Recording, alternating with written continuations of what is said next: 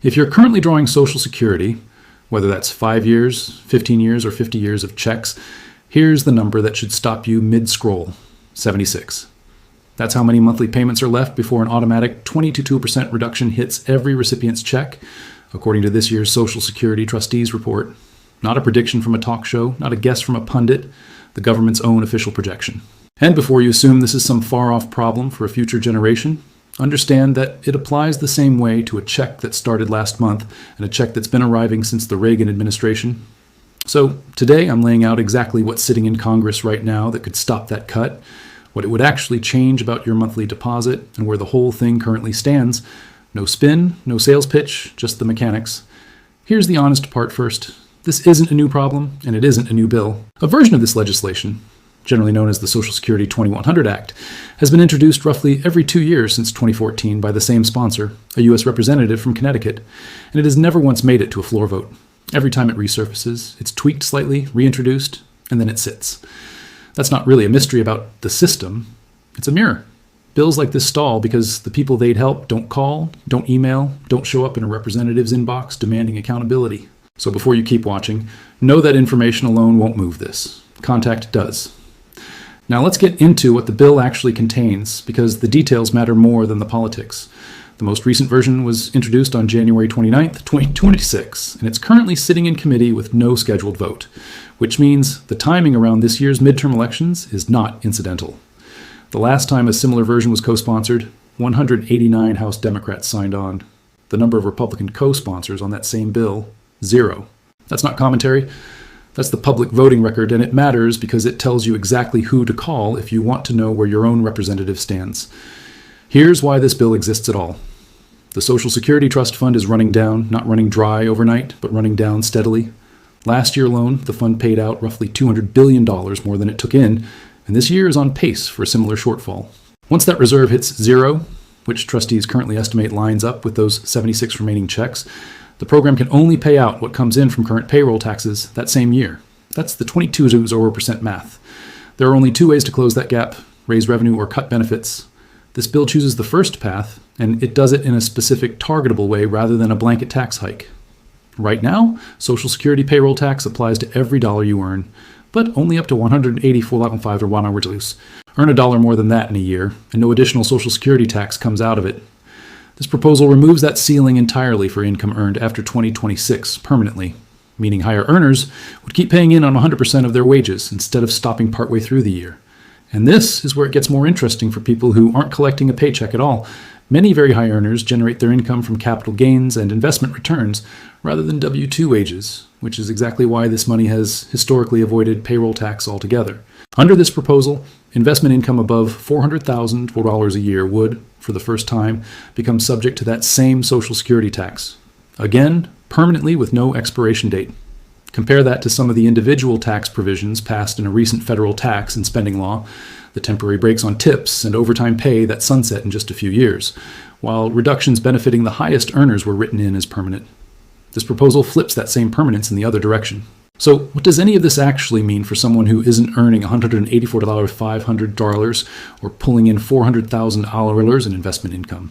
For most current recipients, it works out to roughly a 2.6% increase in monthly benefits, applied automatically, no new application, no extra paperwork. Part of that comes from a change in how the annual cost of living adjustment, or COLA, gets calculated. Right now, COLA is tied to an inflation index built around the spending habits of general working age consumers. This bill would shift the calculation toward an index that specifically tracks the spending patterns of older Americans, who spend disproportionately more on healthcare, meaning the annual increase would more closely track what retirees are actually paying for. It would also raise the income thresholds that determine whether your Social Security benefit gets taxed at all, thresholds that notably haven't moved since the early 1980s. That's not a typo. Decades of inflation and the tax brackets on Social Security income have stood still the entire time. Now here's a provision that barely gets airtime, and it directly affects some of the lowest earners in the entire system, the minimum benefit. If you've worked 30 years in the United States, this bill guarantees your monthly check reaches at least 125% of the federal poverty level. For a single person, this year's federal poverty level works out to $1,930 a month. Under this bill, anyone currently receiving less than that would see their check raised to $162 a month, A direct floor, not a suggestion, not a bonus program you have to apply for. And here's a provision that deserves far more attention than it gets, because it trips up more households than almost anything else in the entire system: how survivor benefits actually work. Picture a household where one spouse draws $2,500 a month from Social Security and the other draws $2,000 for a combined $4,500 are coming into that home every month. When the higher earning spouse passes away, most people assume the surviving spouse now receives both checks, their own $2,000 plus the deceased spouse's $2,500, totaling $4,500. That is not how it works. The surviving spouse keeps their own $2,000 and receives only the difference between the two amounts, an additional $500, bringing the household to $2,500 an hour in total, not $4,500. 1 month, the household has $4,500 coming in with 2 people to support. The next month, after a death in the family, it's $2,500 with the same bills still due. This bill would soften that cliff by introducing a 75.0% option. Instead of losing that much income overnight, a surviving spouse could receive 75.0% of the couple's combined benefit amount, a meaningful increase over the current rule, even if it's not a full continuation of both checks. On the disability side, there are 2 structural changes worth knowing. First, this bill eliminates the 5-month waiting period before a newly approved disability recipient receives their first check, a rule that's been sitting on the books, largely unchanged since the disability program itself started in 1957. Second, it removes what's known as the earnings cliff. Right now, if you're receiving disability benefits and you work, earning even $1 over the limit can cause you to lose the entire benefit. This bill would replace that all-or-nothing cliff with a gradual reduction. For every $2 earned above the limit, $1 of benefit is withheld, similar to how early retirement earnings limits already work. It also addresses a related trap for anyone receiving means-tested benefits like supplemental security income, Medicaid, or food assistance. Right now, an annual COLA increase of even a couple of percentage points can push someone $2 over an eligibility limit and cause them to lose the entire benefit, not just the $2 worth. This bill closes that gap as well. On the administrative side, there are a few more items worth flagging quickly. Overpayment clawbacks, situations where the Social Security Administration determines it paid someone too much and starts withholding future checks to recover the difference, would be capped at 10% of the monthly benefit. That number has moved around recently, briefly set as high as 100%, then reduced to 50%, with this bill formally settling it back down to 10%. The bill also protects field office staffing levels, aimed at reducing wait times for appointments and phone support, and it restores mailed paper benefit statements, which let recipients check their earnings record without logging into an online portal. A step a lot of people currently skip entirely, simply because it isn't automatic anymore. Now, a quick real-world example, because the disability rules above sound abstract until you see them applied.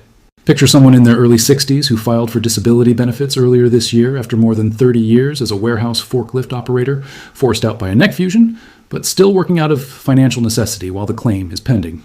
The rule that matters most here is something called substantial gainful activity, or SGA, a monthly earnings ceiling that determines whether Congress considers your work activity significant enough to affect a disability claim. For this year, that ceiling sits at $1,990 a month. For individuals who are blind, the threshold is higher.